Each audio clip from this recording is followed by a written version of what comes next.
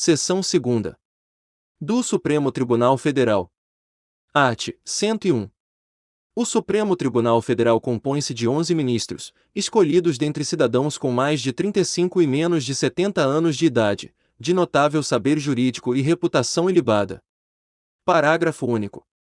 Os ministros do Supremo Tribunal Federal serão nomeados pelo Presidente da República, depois de aprovada a escolha pela maioria absoluta do Senado Federal. Art. 102. Compete ao Supremo Tribunal Federal, principalmente, a guarda da Constituição, cabendo-lhe. Inciso 1º. Processar e julgar, originariamente. Alínea A ação direta de inconstitucionalidade de lei ou ato normativo federal ou estadual e a ação declaratória de constitucionalidade de lei ou ato normativo federal. Alínea B. Nas infrações penais comuns, o Presidente da República, o Vice-Presidente, os membros do Congresso Nacional, seus próprios ministros e o Procurador-Geral da República. Alínea C. Nas infrações penais comuns e nos crimes de responsabilidade, os ministros de Estado e os comandantes da Marinha, do Exército e da Aeronáutica, ressalvado o disposto no artigo 52, inciso 1º, os membros dos tribunais superiores, os do Tribunal de Contas da União e os chefes de missão diplomática de caráter permanente. Alínea D. O habeas corpus, sendo paciente qualquer das pessoas referidas nas alíneas anteriores, o mandado de segurança e o habeas data contra atos do Presidente da República, das mesas da Câmara dos Deputados e do Senado Federal, do Tribunal de Contas da União, do Procurador-Geral da República e do próprio Supremo Tribunal Federal. Alínea I. O litígio entre Estado estrangeiro ou organismo internacional e a União, o Estado, o Distrito Federal ou o território. Alínea F. As causas e os conflitos entre a União e os Estados, a União e o Distrito Federal, ou entre uns e outros, inclusive as respectivas entidades da administração indireta. Alínea G. A extradição solicitada por Estado estrangeiro. Alínea H. Revogado. Alínea I. O habeas corpus, quando o coator for Tribunal Superior ou quando o coator ou o paciente for autoridade ou funcionário cujos atos estejam sujeitos diretamente à jurisdição do Supremo Tribunal Federal, ou se trate de crime sujeito à mesma jurisdição em uma única instância. Alínea J. A revisão criminal e a ação rescisória de seus julgados. Alínea L. A reclamação para a preservação de sua competência e garantia da autoridade de suas decisões. Está gostando do vídeo? Inscreva-se no canal, ativa o sininho das notificações para receber os próximos vídeos, deixa o like e bons estudos. Alínea M. A execução de sentença nas causas de sua competência originária, facultada a delegação de atribuições para a prática de atos processuais. Alínea N. A ação em que todos os membros da magistratura sejam direta ou indiretamente interessados, e aquela em que mais da metade dos membros do tribunal de origem estejam impedidos ou sejam direta ou indiretamente interessados. Alínea U. Os conflitos de competência entre o Superior Tribunal de Justiça e quaisquer tribunais, entre tribunais superiores, ou entre estes e qualquer outro tribunal. Alínea P. O pedido de medida cautelar das ações diretas de inconstitucionalidade. Alínea Q. O mandado de injunção, quando a elaboração da norma regulamentadora for atribuição do Presidente da República, do Congresso Nacional, da Câmara dos Deputados, do Senado Federal, das mesas de uma dessas casas legislativas, do Tribunal de Contas da União, de um dos tribunais superiores, ou do próprio Supremo Tribunal Federal. Alínea R. As ações contra o Conselho Nacional de Justiça e contra o Conselho Nacional do Ministério Público. Inciso 2º. Julgar, em recurso ordinário. Alínea. O habeas corpus, o mandado de segurança, o habeas data e o mandado de injunção decididos em única instância pelos tribunais superiores, se denegatória a decisão. Alínea B. O crime político. Inciso 3º. Julgar, mediante recurso extraordinário, as causas decididas em única ou última instância, quando a decisão recorrida. Alínea. Contrariar dispositivo desta Constituição. Alínea B. Declarar a inconstitucionalidade de tratado ou lei federal.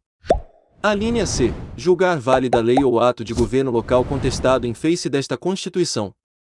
Alínea D. Julgar válida lei local contestado em face de lei federal. Parágrafo 1º. A arguição de descumprimento de preceito fundamental, decorrente desta Constituição, será apreciada pelo Supremo Tribunal Federal, na forma da lei. Parágrafo 2º. As decisões definitivas de mérito, proferidas pelo Supremo Tribunal Federal, nas ações diretas de inconstitucionalidade e nas ações declaratórias de constitucionalidade produzirão eficácia contra todos e efeito vinculante, relativamente aos demais órgãos do Poder Judiciário e à administração pública direta e indireta, nas esferas federal, estadual e municipal. Vide ad in 3.392. Parágrafo 3º. No recurso extraordinário, o recorrente deverá demonstrar a repercussão geral das questões constitucionais discutidas no caso, nos termos da lei, a fim de que o tribunal examine a admissão do recurso, somente podendo recusá-lo pela manifestação de 2/3 de seus membros. Art. 103. Podem propor a ação direta de inconstitucionalidade e a ação declaratória de constitucionalidade. Inciso 1º. O Presidente da República. Inciso 2º. A Mesa do Senado Federal. Inciso 3º. A Mesa da Câmara dos Deputados. Inciso 4º. A Mesa de Assembleia Legislativa ou da Câmara Legislativa do Distrito Federal. Inciso 5º. O Governador de Estado ou do Distrito Federal. Inciso 6º. O Procurador-Geral da República. Inciso 7º. O Conselho Federal da Ordem dos Advogados do Brasil. Inciso 8º. Partido político com representação no Congresso Nacional. Inciso 9º. Confederação sindical ou entidade de classe de âmbito nacional. Parágrafo 1º. O Procurador-Geral da República deverá ser previamente ouvido nas ações de inconstitucionalidade e em todos os processos de competência do Supremo Tribunal Federal. Parágrafo 2º. Declarada a inconstitucionalidade promissão de medida para tornar efetiva a norma constitucional, será dada ciência ao poder competente para a adoção das providências necessárias e, em se tratando de órgão administrativo, para fazê-lo em 30 dias. Atenção! Quer saber o segredo dos aprovados em concursos públicos? E-book gratuito. O segredo dos aprovados em concursos públicos. Clique no link na descrição do vídeo ou no primeiro comentário fixado.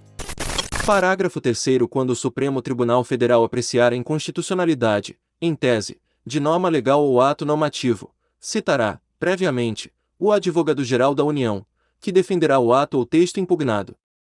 Parágrafo 4º. Revogado. Artigo 103-A.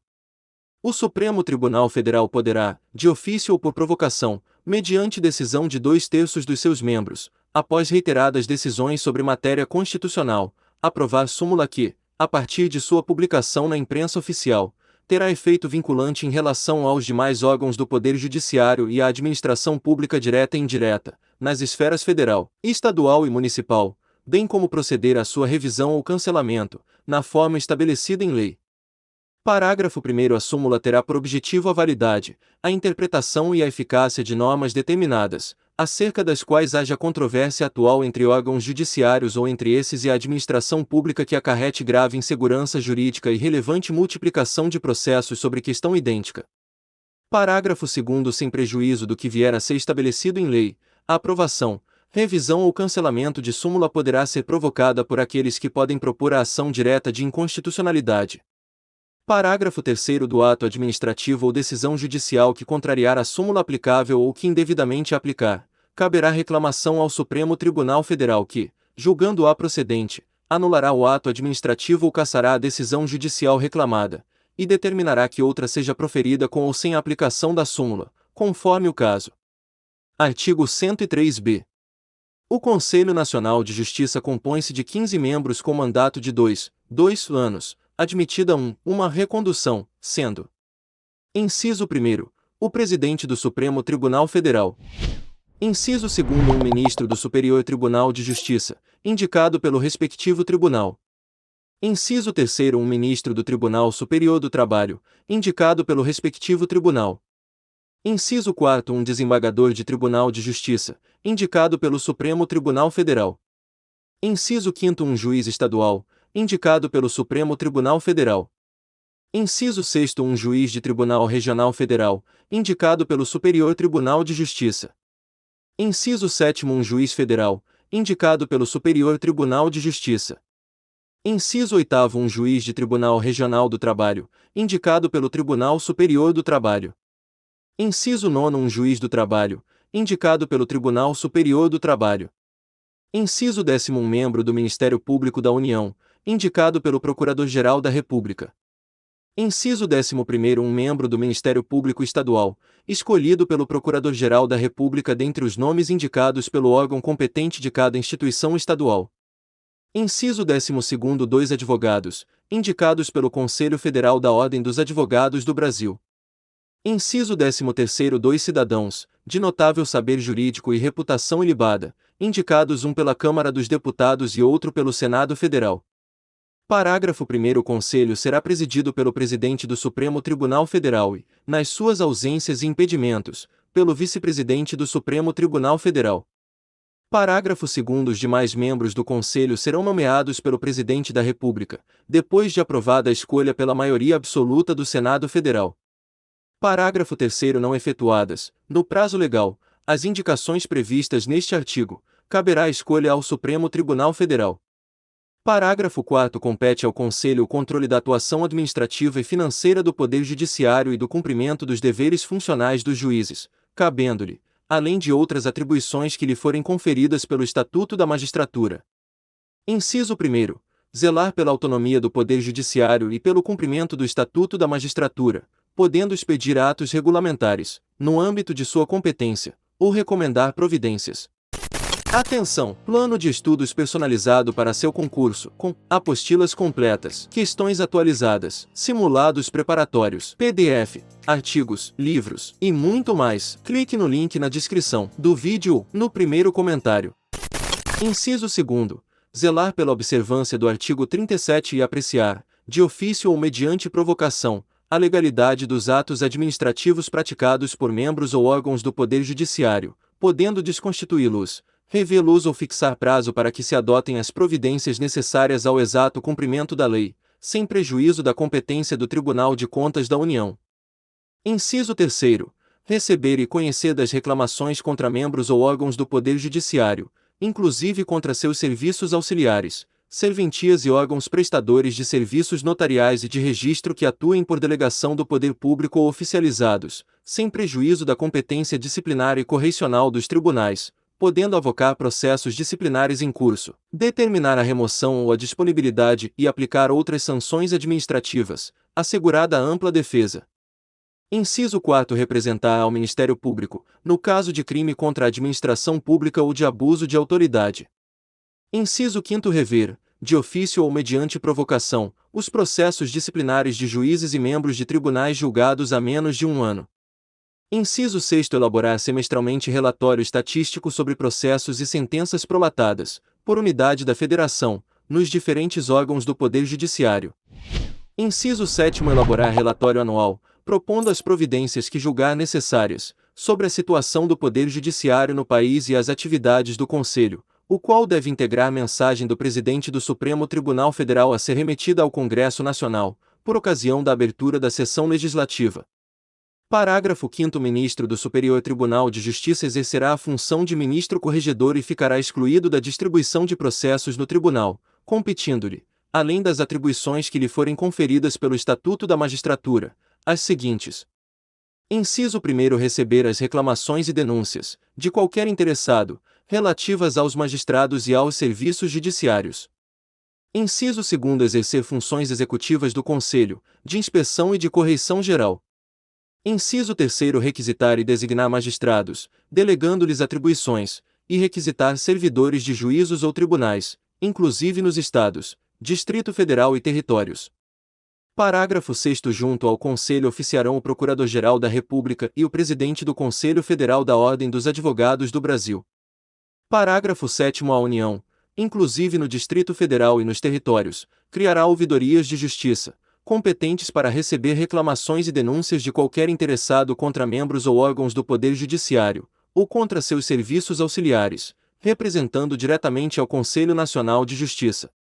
Se você chegou até o final deste vídeo, escreve aqui nos comentários. Só não passa em concursos quem desiste. Inscreva-se no canal se não for inscrito, deixa o like e compartilha com amigos e bons estudos.